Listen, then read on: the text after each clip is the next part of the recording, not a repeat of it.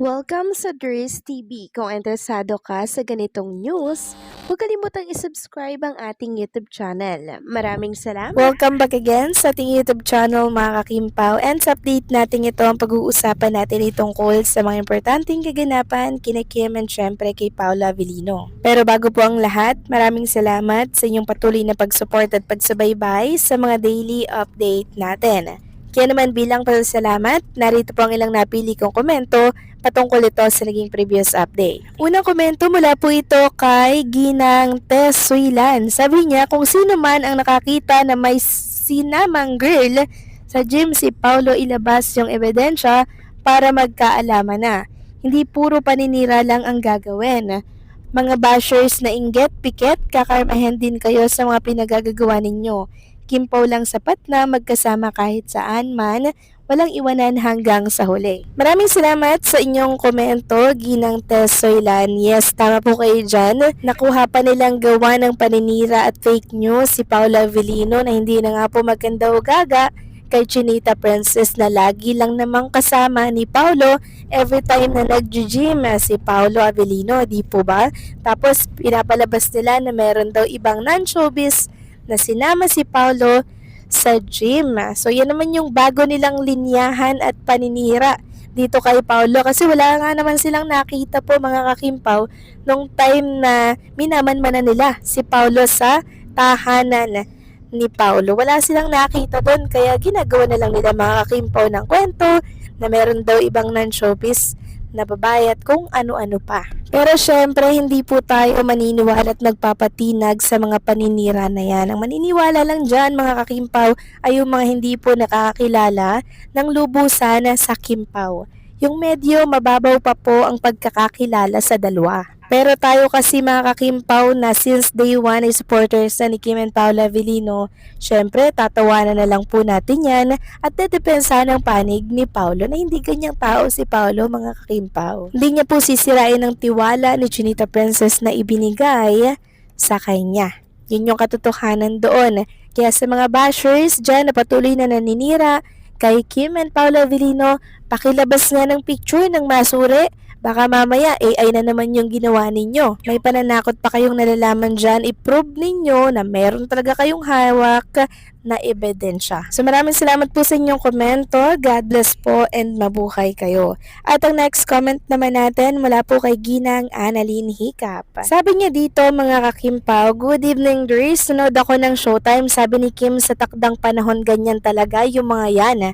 Magkakasira ni Paulo kasi nga hindi lumalabas si Paulo sa TV, pagkakataon nila yon para siraan siya. Pero yung mga nakapaligid na lang ang nakakilala sa kanilang dalawa ni Kim at ni Paulo. Habang pinapansin ng mga basher, tumadami naman sila kasi nga sinusubaybayan rin si Kim basta ako panatag at kontento sa napapanood sa Abante at Marisol Academy. Kim Pao forever. Maraming salamat po sa komento, Ginang Annalyn Hicap. Yes, tama po kayo dyan. Ganyan talaga yung gagawin ng mga bashers. Talagang hindi po nila tatantanan si Paula Avellino, lalo't hindi po ito nagpapakita mga kakimpaw. Dahil nga po sobrang private ni Paulo, ganun po ang ginaganti kay Paula Avellino. Pagkakataon na nga naman para sirahan si Paulo at palabasing may iba si Paulo at merong non-showbiz si Paulo na pinagkakabisihan kahit hindi naman totoo. Ganyan talaga yung mga bashers. Wala na tayong ibang i-expect dyan kundi paninira ng paninira laban kay Kim and Paulo para ibagsak sila. So maraming salamat sa komento, Ginang Annalyn Hicap. God bless po sa inyo and mabuhay kayo. So ito na nga pag-usapan na natin ang mga balita po na nakalap natin sa araw na to ng Huwebes. At unahin na nga natin itong good news tungkol sa world tour ni Kim and Paolo Avellino. So napag-alaman po natin na sold out na rin yung sa Anaheim na Diamond Seat. Grabe mga kakimpaw, no? Ang lakas talaga ni Kim and Paula Avellino sa mga OFW. Talagang nakaka-sold out sila.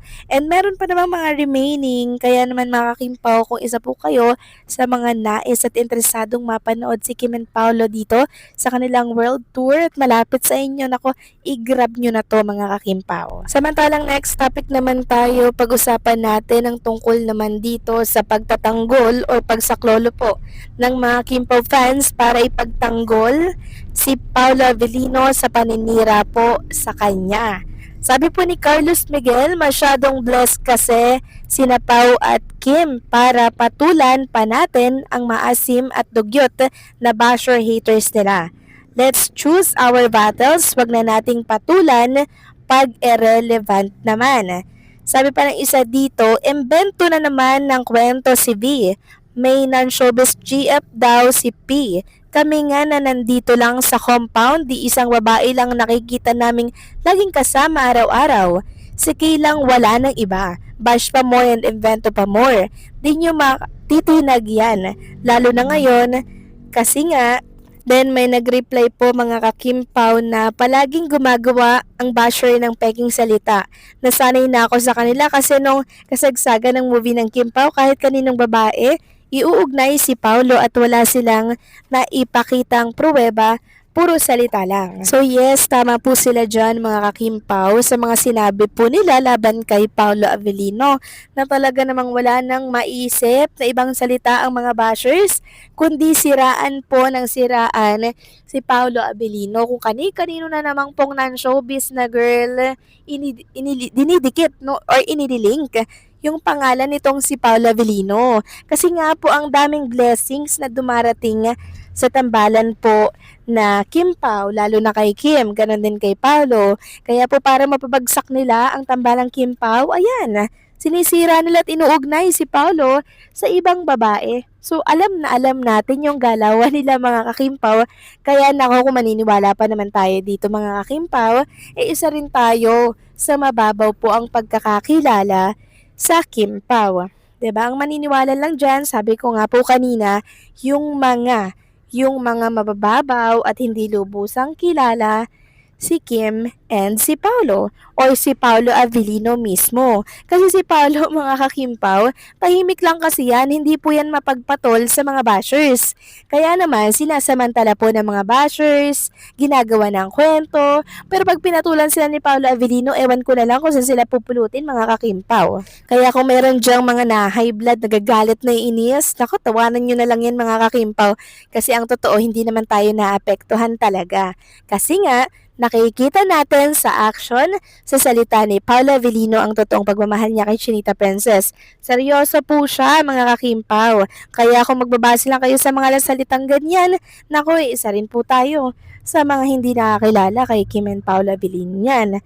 'Di ba? Kaya deadma na lang natin yan at ipagtanggol, depensahan si Paolo Avellino hanggat maaari nang sa ganon hindi na po lumaganap ang ganitong mga paninira. So paano mga kakimpaw, hanggang dito na lamang po ang update natin. Maraming salamat sa patuloy na pagsuporta.